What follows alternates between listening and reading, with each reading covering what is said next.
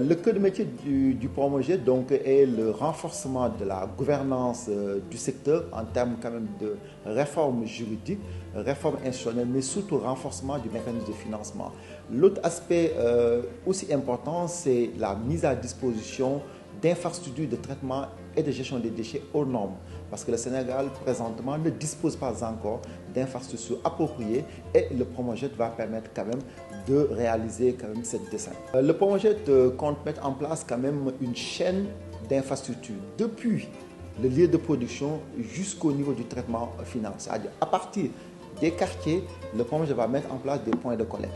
Au niveau des communes, des points de regroupement normalisés. À l'échelle départementale, des centres de regroupement et de commercialisation des déchets. À l'échelle départementale aussi, des centres de tri et de transfert. Maintenant, à l'échelle régionale et interrégionale, le projet va mettre en place des centres intégrés de valorisation des déchets qui vont permettre pour tout déchet qui arrive d'être trié, récupérer la partie valorisable et les orienter vers des filières de valorisation des déchets sur le plan agronomique, sur le plan énergétique, mais aussi sur le plan de la valorisation matière. La principale innovation du projet, c'est dans sa démarche institutionnelle, mais surtout sociale. Le projet a voulu reposer quand même sur une approche participative et surtout inclusive.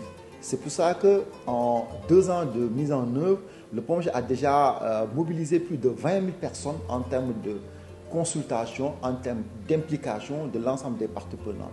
Entre autres, le leitmotiv du projet, c'est le dialogue.